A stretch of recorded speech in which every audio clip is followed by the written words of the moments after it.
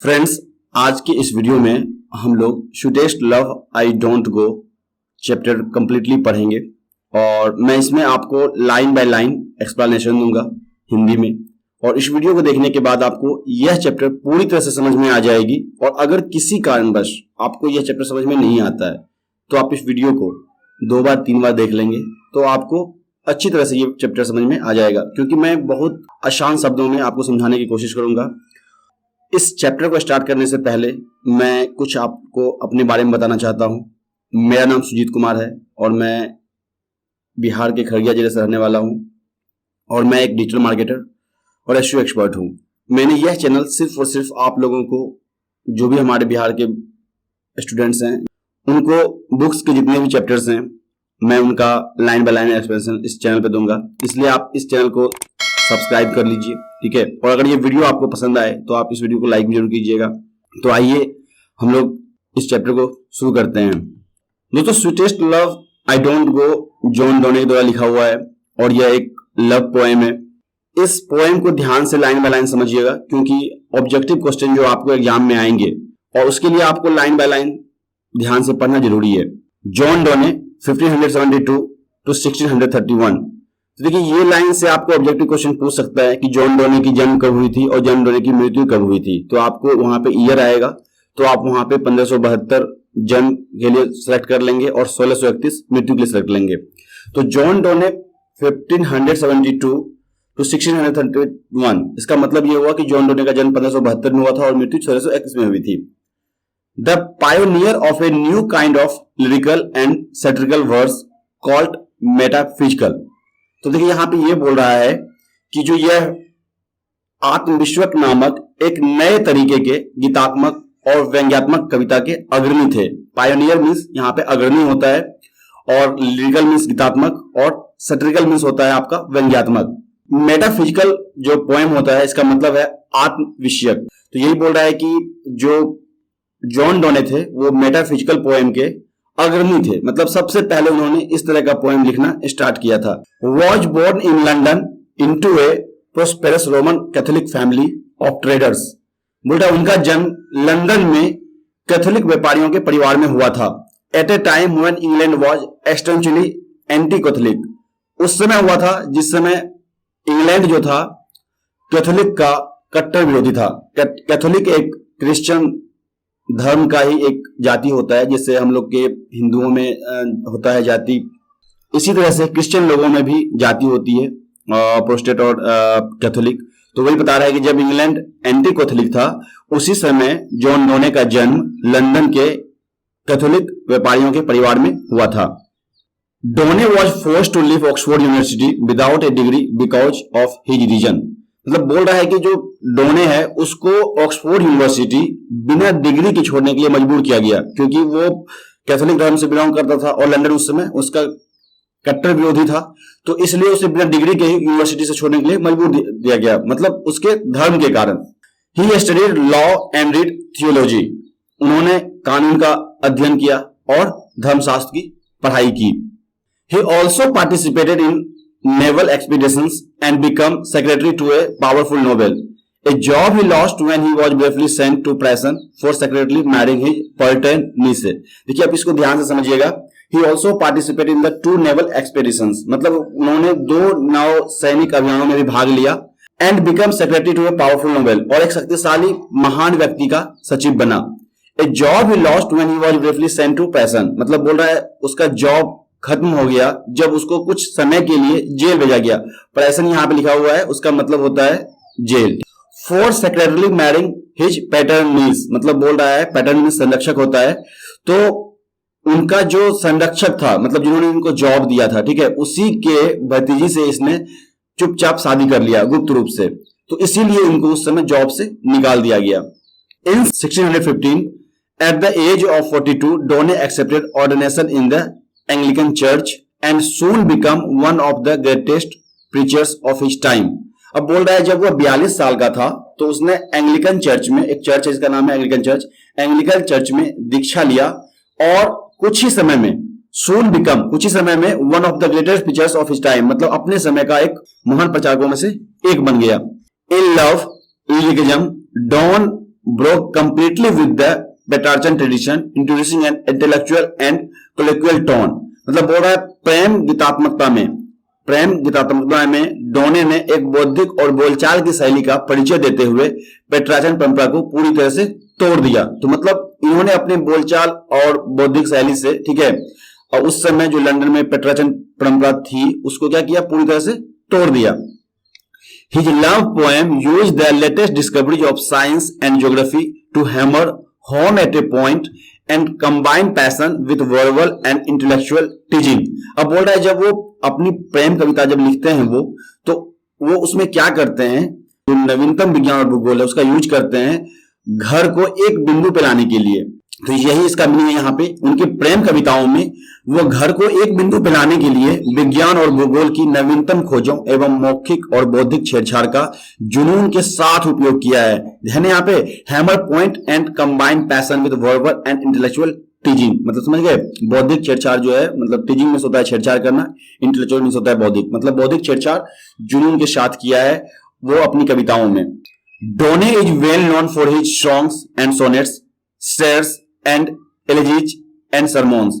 मतलब डोने अपने गीत, सोनेट्स, शोक गीत और उपदेश के लिए अच्छी तरह जाना जाता है। तो यहां पे देखिए सोनेट्स मतलब क्या होता है, सोनेट्स मींस आपका होता है वैसा पोएम जो सिर्फ और सिर्फ 14 लाइंस का होता है, 14 लाइंस के पोएम को सोनेट्स बोलते हैं। तो ये सोनेट्स, शोक गीत, उपदेश, इन सब चीजों के लिए अच्छी तरह से जाना जाता था।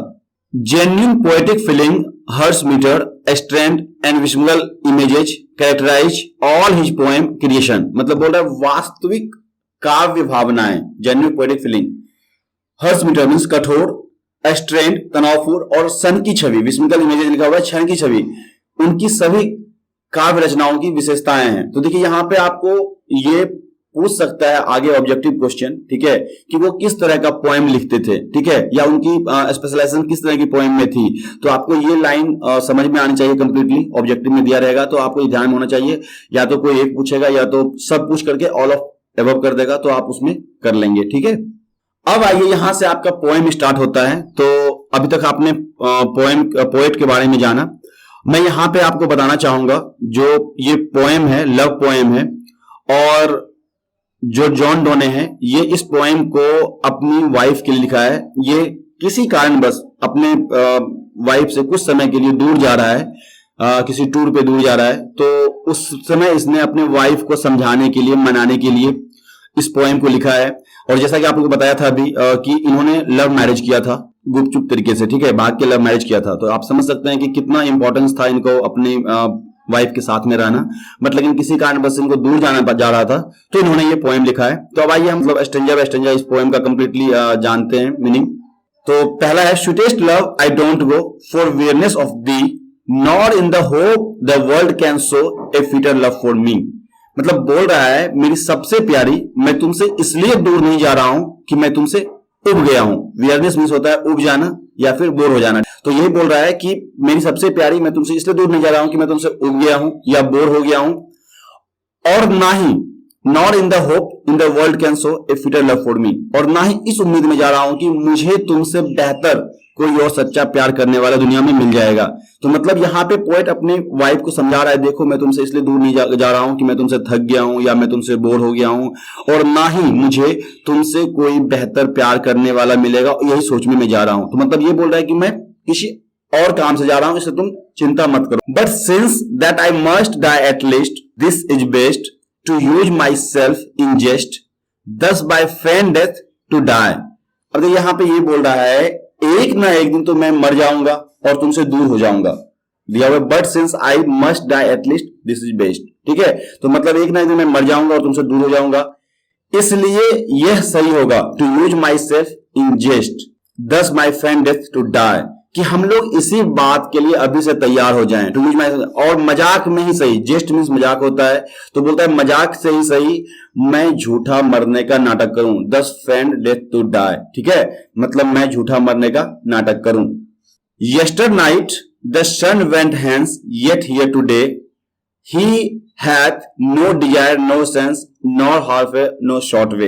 देखिए ये पोएम ओल्ड इंग्लिश में लिखा गया है, मतलब आपने भी देखा 1572 से 1631 के बीच में उसका जन्म और मृत्यु हुआ था, तो उसी समय लिखा हुआ था। तो ओल्ड इंग्लिश में है, तो कुछ चीजें इंग्लिश में भी अब मॉडिफाई हुई है। तो यहाँ पे जो लिखा हुआ है यस्टर नाइट सन है, वो सन है जो लिखा हुआ है वो सन है। तो yesternight the sun went hence and yet here today, मतलब बोल रहा है कि कल का सूरज चला गया था और आज फिर यहां आ गया है। ही हैज, यहां पे हैज जो लिखा हुआ है आप इसको हैज समझेंगे। He has no desire nor sense nor half so short a way, मतलब बोल रहा है ना तो उसके पास में कोई इच्छा है और ना ही कोई उसके पास में भावना है, और ना ही नॉर हाफ शॉर्ट ए वे, ना ही उसके पास छोटा रास्ता है वापस आने का। मतलब सूरज जो है यहां आने के लिए काफी लंबा रास्ता तय किया है। तो यहां पे पोएम जो है सूरज से अपनी कोशिश कर रहे हैं कंपेयर करने का, कि देखो कल का सूरज चला गया था और आज यहाँ पे फिर आ गया है, जबकि उसके पास में ना तो कोई इच्छा है वापस लौटने की, ना ही कोई भावना है, और ना ही कोई उसके पास में छोटा रास्ता है जिससे वो वापस आ सकता है, लेकिन फिर भी सूरज लंबा रास्ता जर्नी करके यहां पे आया है। देन फियर नॉट मी, मतलब बोल रहा है इसलिए तुम मेरे बारे में चिंता मत करो, but believe that I shall make a speedier journey, बल्कि यह विश्वास रखो मेरी यात्रा इस सूरज से भी तेज होगी। Since I take more wings and spurs than he, मतलब बोल रहा है कि मैं तुम्हारे पास जल्दी ही लौट आऊंगा क्योंकि मेरे पास उससे ज्यादा ही उत्साह और प्रेरणा होगी। ठीक है, यहाँ पे विंग्स एंड स्पर्स मींस मतलब है उत्साह और प्रेरणा। ठीक है, तो मतलब यही यहाँ पे पोएम कर रहे हैं कि देखो सूरज के पास तो ना तो कोई इच्छा थी और ना ही कोई बुद्धि थी, फिर भी वह लौट के आ गया, लेकिन मेरे बारे में तुम क्यों सोच रहे हो, मेरा यह विश्वास रखो तुम, मैं यहाँ पे लौट के आऊंगा क्योंकि मेरे पास तो कम से कम तुम हो, जिसके लिए मतलब मैं यहाँ पे वापस लौट के आऊंगा।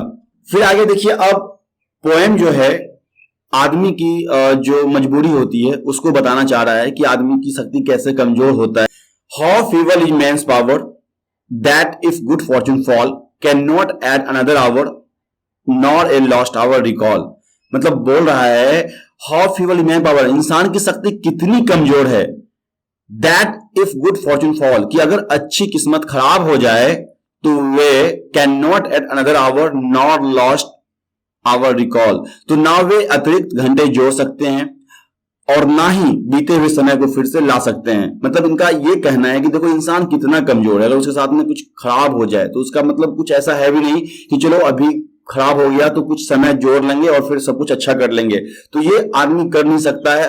और ना ही मतलब मान लीजिए जो समय पास कर गया तो उसको फिर से वापस नहीं ला सकता है कि हम फिर से कुछ उसमें अच्छा कर लें। ठीक है, तो ये इंसान की मजबूरी बता रहा है कि इंसान की शक्ति कितनी कमजोर है। बट कम बैड चांस, मतलब बोल रहा है लेकिन बुरे हालात तो आते ही हैं, and we join it to our strength, और हम इसे अपनी ताकत में जोड़ लेते हैं, and we teach it art and length itself over us to advance, मतलब बोल रहा है कि जब बुरा हालत आता है तो हम इसको अपनी शक्ति के साथ में जोड़ लेते हैं और हम खुद कमजोर पड़ जाते हैं और फिर लंबे समय तक हम इस बुरे समय से जूझते रहते हैं। इस तरह से ये बुरी किस्मत हमारे ऊपर हमेशा छाया रहता है। मतलब यहाँ पे ये बोल रहा है जब भी कुछ हमारे साथ में बुरा होता है तो हम उसके साथ में अपनी शक्ति जोड़ करके उस बुरे समय से जूझने की कोशिश करते हैं। ठीक है, जब तक वो बुरा किस्मत हमारे ऊपर छाया हुआ रहता है हम उससे क्या करते हैं, जूझने की कोशिश करते हैं, पीछे नहीं हटते बल्कि जूझने की कोशिश करते हैं। इसलिए दिया हुआ है we teach it art and length, मतलब हमको लंबे समय तक जूझने के लिए सिखाते हैं अपने आप को।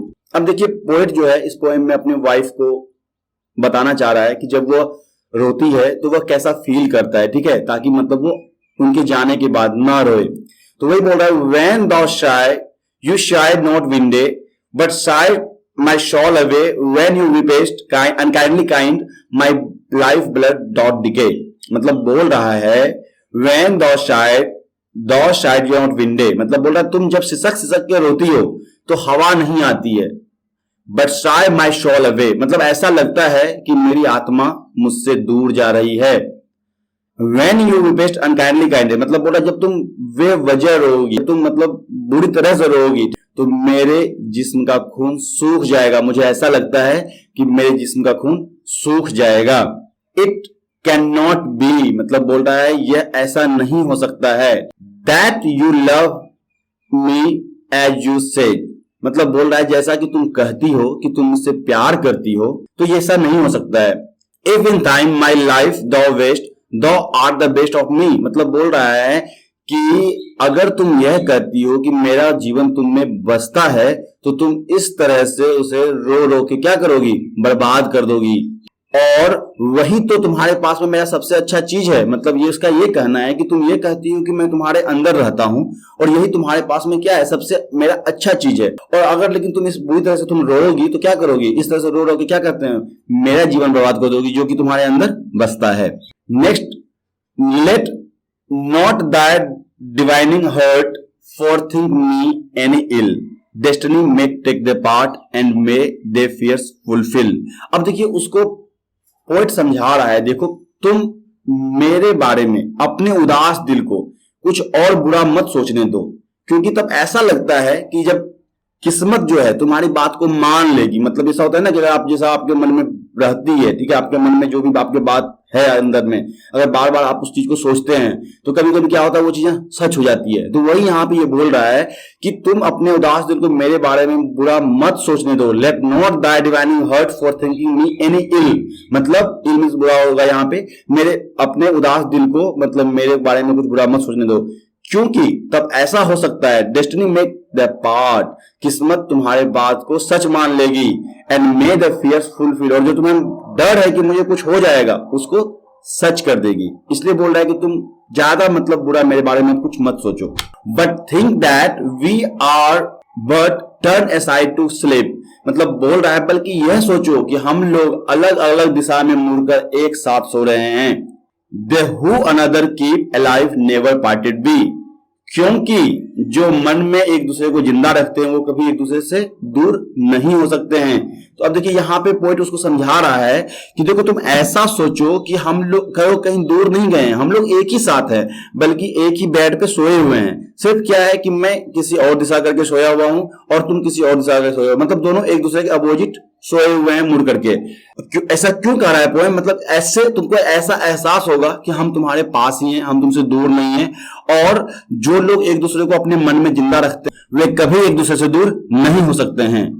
तो उम्मीद है आप लोगों को यह पोएम पसंद आया होगा, आपको यह पोएम समझ में आ गया होगा। अगर आपको समझ में नहीं आया तो आप फिर से इसे एक बार वीडियो को एक बार दो बार देख लीजिए, आपको समझ में आ जाएगा, ठीक है।